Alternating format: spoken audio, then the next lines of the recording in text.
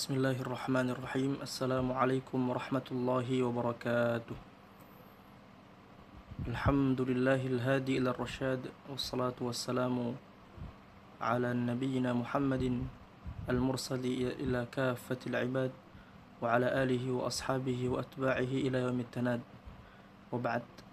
Insyaallah pada kesempatan kali ini saya akan menjelaskan sedikit tafsir dari surah Al-Hujurat dari ayat pertama sampai ayat ke-5. Dan saya akan mengambil referensi tafsir dari salah satu tafsir karya Dr. Wahbah Az-Zuhaili, yaitu tafsir Al-Wajiz. Yang mana tafsir Al-Wajiz adalah karya dari Dr. Wahbah Az-Zuhaili yang paling ringkas atau mudah untuk pemula untuk mendalami tafsir yang beliau susun. Bismillahirrahmanirrahim. Ya ayyuhalladzina amanu la tuqaddimu baina yadayillahi wa rasulih. Kita bisa lihat di ayat pertama di tafsirannya. Syekh Wahbah Az-Zuhaili menuliskan, yaitu yang ditafsirkan sebagai berikut. Ya ayyuhalladzina amanu ya ayyuhal mu'minuna billahi wa rasulih la tuqarriru fi mas'alatin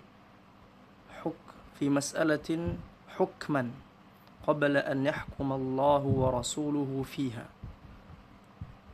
Yaitu wahai orang-orang beriman, dan maksud dari orang beriman adalah orang yang beriman kepada Allah dan Rasulnya. Janganlah kalian memutuskan suatu perkara atau urusan sebelum atau mendahulukan Allah dan Rasulnya pada hal tersebut. Wattaqullah wa khafullah fi jami'i umurikum bifi'li ma amar wa tarki ma mana'. Yaitu bertakwalah kepada Allah dengan takut kepadanya pada segala urusan, dengan mengerjakan apa yang Allah perintahkan dan menjauhkan diri dari apa yang Allah larang. Innallaha sami'un alim, ay innallaha sami'un li aqwalikum alimun bi af'alikum. Yaitu Allah Maha mendengar perkataan-perkataan kalian dan Maha mengetahui segala perbuatan kalian. Dan juga Dr. Wahbah Az-Zuhaili menukil sebuah riwayat dari Sahih Al-Bukhari, itu akhrajah Al-Bukhari wa ghairuhu an Abdullah bin Zubair qala qadima rakibun min bani Tamim ala an-nabiy sallallahu alaihi wasallam faqala Abu Bakar amara al-Qa'qa' ibn Ma'bad wa qala umir al-Qa'qa' ibn Ma'bad wa qala Umar bal أمر الأقرع بن حابس فقال أبو بكر ما أردت إلا خلافي فقال عمر ما أردت خلافك فتماريا حتى ارتفعت أصواتهما فأنزل الله هذه السورة. Ini termasuk dari sebab turun ayat ini, yaitu di antara sahabat ada yang berselisih sampai mengangkat suaranya, maka Allah Ta'ala menurunkan surat ini. Dan juga sebagian ulama mengatakan bahwasanya surah Al-Hujurat adalah surah Al-Akhlaq, karena di dalamnya mengerjakan tentang sopan santun dan adab. Ayat kedua, ya ayyuhalladzina amanu la tarfa'u aswatakum fawqa sautin nabi. Itu tafsirannya, ya ayyuhal mu'minun la tarfa'u aswatakum fawqa sautin nabi idza takallam صونا لاحترامه وتقديره وتركا لما يتنافى مع توقيره والاحتشام منه. Itu wahai orang beriman, jangan angkat suara kalian di atas suara Nabi apabila kalian berbicara, sebagai bentuk penghormatan juga pengagungan kepada Nabi Muhammad sallallahu alaihi wasallam.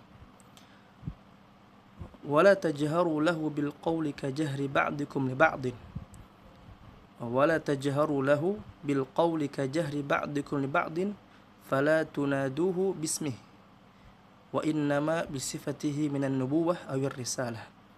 ولا تخاطبوه كما يخاطب بعضكم بعضا إجلالا له. Kemudian Allah melanjutkan, tafsiran adalah janganlah kalian mengangkat, mengeraskan, menjelaskan sampai suara kalian meninggikan di atas suara Nabi, seperti halnya kalian berbicara kepada satu sama lain.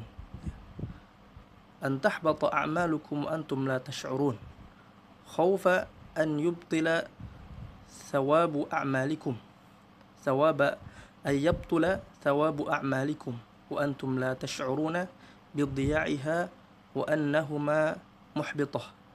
Dan dikhawatirkan apabila kalian meninggikan suara kalian di atas suara Nabi, itu bisa membatalkan, menyia-nyiakan amalan-amalan kalian yang telah kalian perbuat dan kalian tidak menyadari itu. Dan juga ada riwayat dari Qatadah, kanu yajharuna lahu bil kalam wa yarfa'una aswatahum fa anzalallahu la tarfa'u aswatakum. Dahulu ya, di antara orang-orang sekitar Nabi itu mengeraskan di antara mereka suara-suara mereka dan juga mengangkat suara-suara mereka, maka Allah turunkan ayat ini, la tarfa'u aswatakum, jangan kalian keraskan suara-suara kalian. Ayat ketiga, innal ladzina yaghudduna aswatahum 'inda Rasulillah ulaika alladzina imtahana Allahu qulubahum littaqwa. Innal ladzina yukhfiduna aswatahum 'inda Rasulillah ta'adduban ma'ahu marrana Allahu qulubahum 'ala ihtimalil masyaq wat takalif hatta sarat khalisatan littaqwa. Ay at-ta'ah wa tajannubul ma'siyah. Sesungguhnya orang-orang yang merendahkan, tidak mengangkat suaranya di hadapan Rasulullah SAW ya, sebagai bentuk adab kepada beliau, Allah menguji hati-hati mereka ya, pada keadaan sulit ataupun permasalahan ya, agar ini menjadi ujian takwa bagi mereka, yaitu taat kepada Allah dan menghindari larangannya. Lahum maghfiratun wa ajrun 'azim, ay lahum maghfiratun lidzunubihim wa thawabun 'azim 'ala ta'atihim. Qal imtahana as-sa'iq adh-dhahab, yaitu bagi mereka yang taat kepada Allah dengan merendahkan suara mereka di hadapan Nabi sebagai adab kepada beliau, bagi mereka ampunan untuk dosa-dosa mereka dan juga pahala yang besar bagi yang taat. Dan sebagian ulama mengatakan pahala yang besar adalah pahala surga. Itu adalah pahala yang agung atau yang besar.